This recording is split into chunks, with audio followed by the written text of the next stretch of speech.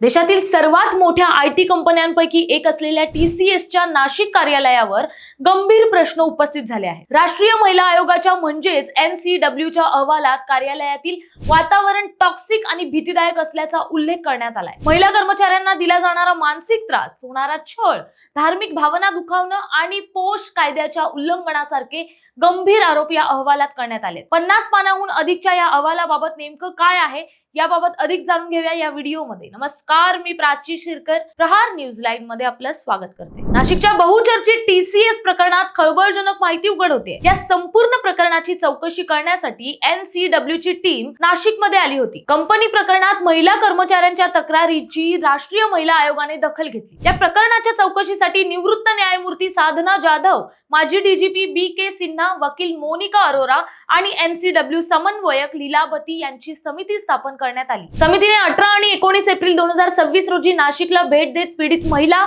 Post समिती सदस्य, police अधिकारी आणि साक्षीदारांशी संवाद साधला। त्यानंतर 50 पानांहून अधिकचा अहवाल मुख्यमंत्र्यांना सादर केला। पीडित महिला, पोलीस अधिकारी आणि कंपनीतील संबंधित व्यक्तीशी चर्चा करून हा 50 पानी अहवाल तयार करण्यात आला आणि या अहवालात जे समोर आलं ते धक्कादायक होतं। काही महिलांनी पाठलाग, चुकीचा स्पर्श आणि मानसिक छळाचे आरोप केले आहेत, तर काहींनी धार्मिक भावना दुखावणाऱ्या टिप्पणींचाही दावा केलाय। सर्वात धक्कादायक म्हणजे अनेक महिला कर्मचारी तक्रार करण्यासच घाबरत होत्या। तक्रार केली तर करिअर संपेल, बदली होईल, नोकरीवर परिणाम होईल अशी भीती महिलांमध्ये असल्याचं अहवालात नमूद करण्यात आलंय। इतकंच काय तर पोश कायद्याचे शून्य पालन झाल्याचा गंभीर ठपका समितीने ठेवलाय। नाशिक कार्यालयासाठी स्वतंत्र अंतर्गत तक्रार समिती नव्हती, तसंच पोश कायद्याबाबत कार्यालयात कोणतेही पोस्टर्स, माहिती फलक किंवा जागरूकता कार्यक्रम नव्हते।